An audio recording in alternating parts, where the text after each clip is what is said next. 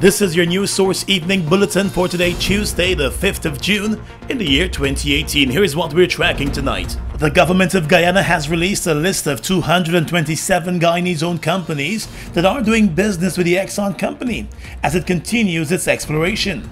The list, according to the Department of Public Information, was released recently to the Natural Resources Subcommittee and covers the businesses that have been doing work for Exxon for the first quarter of this year.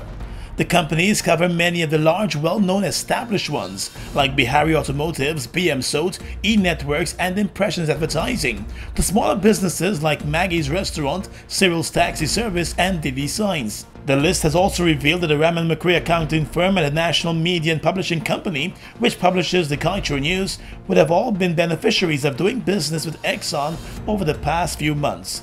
Culture News and Christopher Ram have been raising several issues over the past year about Exxon, its contract, and how Guyanese businesses will really benefit. You can go to newssourcegi.com to see the entire list. The Department of the Environment today initiated a national conversation on the government's proposal to ban single-use plastic in a bid to beat pollution. A panel discussion was held today with members of the private sector, civil society, and government to talk about national consultations and the drafting of regulations and development of standards and alternatives and incentives for the private sector. The discussion is ongoing even as Guyana joined the rest of the world today in observing World Environment Day. During a presentation, the management coordinator at the Department of the Environment pointed out that 50% of all plastics are single-use plastic. She said the ban will be on the importation, manufacture, and sale of single-use plastic. In the context of a green state, we need to move away from such materials. They leave a huge carbon footprint. They are environmentally persistent. Only a fraction of single-use plastics can be recycled, and of course, when not disposed of properly, they leach harmful chemicals which can then cause disruption in body function. Already, Guyana has banned the importation and use of styrofoam, and Ford believes a similar model could be used to encourage the ban on single-use plastic. Guyana is also likely to sign on to the Clean Seas campaign and develop a marine litter policy. Let's tell you now that the Mays private school has decided to issue an apology over that Culture Day flap that triggered a wave of protest after a young child attending the school was told to cover up when he appeared in his indigenous outfit as part of his culture wear for independence.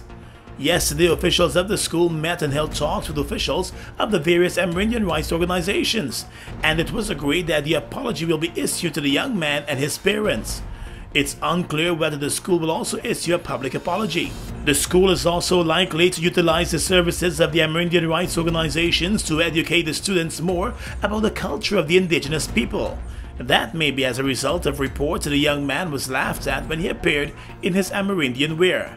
Last week, the boy's mother joined several supporters and various Amerindian rights organizations in a protest outside the school in wake of the controversy. At first, the school issued a full statement without any apology, but as the protest continued and grew, Mays may have found itself boxed into a corner.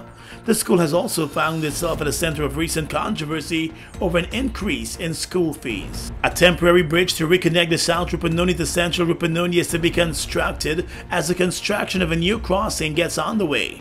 Residents on both sides have not been able to cross over since Saturday, when the old Yamutawu bridge gave way. A low bed, which was at the time transporting an excavator, had attempted to cross without offloading when the collapse occurred.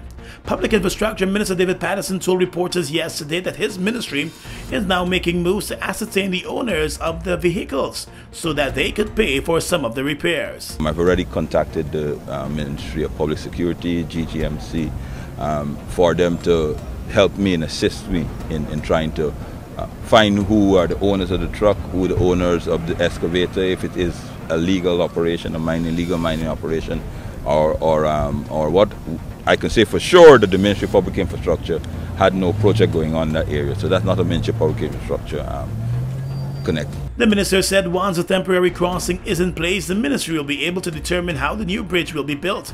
He said the issue here is with road users, reminding that a driver failed to offload the heavy excavator before crossing.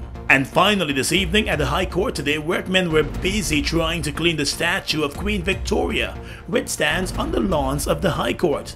It was discovered yesterday that someone had poured red paint on the statue. It's unclear who the vandals may have been, but the area is known for being heavily populated by vagrants in the nighttime. The issue has raised concerns once again about security at the court. A few years ago, a vagrant started a fire very close to the building, and it was passers-by who raised the alarm. And that's your News Source Evening Bulletin for tonight. I'm Gordon Mosley reporting.